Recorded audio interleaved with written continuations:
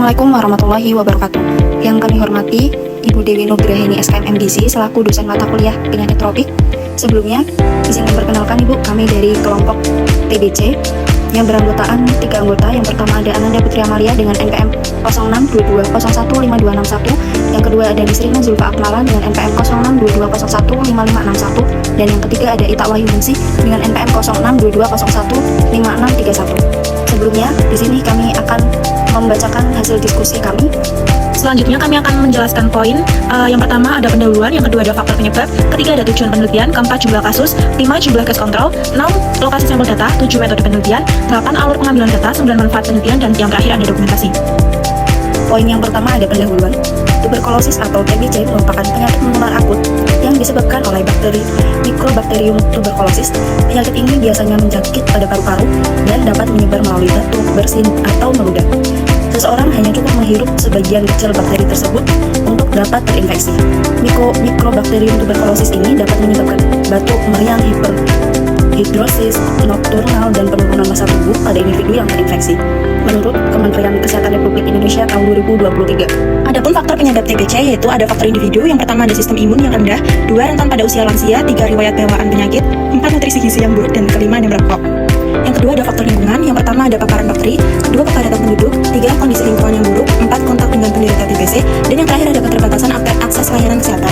Adapun faktor lain yaitu 1 genetik dan 2 kondisi medis yang lainnya.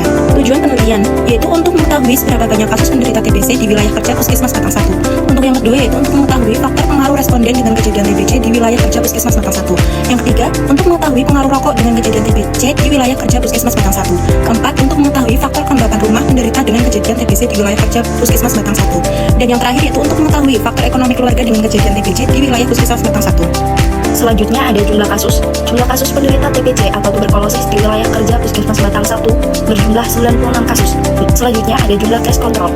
Case pada pasien TBC dengan jumlah 25 pasien dan kontrol atau suspek dengan jumlah 25 pasien dengan total 50 pasien. Lokasi pengambilan data. Jadi, lokasi pengambilan data ini kami berada pada wilayah kerja Puskesmas Batang 1 yang dimana terdapat wilayah dengan kasus TBC dan suspek di antara wilayah tersebut yaitu Proyongan Utara, Proyongan Selatan, Kecepak, Sambong, dan Dracik. Selanjutnya metode penelitian. Metode pengambilan data menggunakan kuesioner dan studi ilmiah. Teknik pengambilan data yang menggunakan simple random sampling dan metode studi case control dengan membandingkan pola hidup, pengetahuan, lingkungan, dan ekonomi responden dengan TB dan responden non-TB. Selanjutnya ada alur pengambilan data. Pada alur pengumpulan data dimulai dari pengambilan data penyakit tropik yang ada di Kabupaten Batang. Setelah itu dicari kasus penyakit yang terbesar.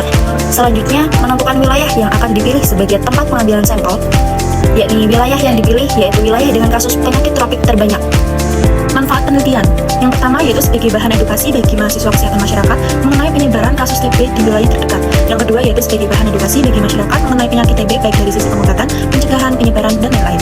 Untuk dokumentasi, di sini kami melakukan analisis dan juga wawancara kepada pasien TB dengan menggunakan kuesioner yang disediakan, dan juga kami melakukan pengukuran suhu, kelembapan, dan juga pencahayaan di rumah pasien tersebut. Terima kasih presentasi dari kelompok kami. Kurang dan lebihnya kami mohon maaf. Wassalamualaikum warahmatullahi wabarakatuh.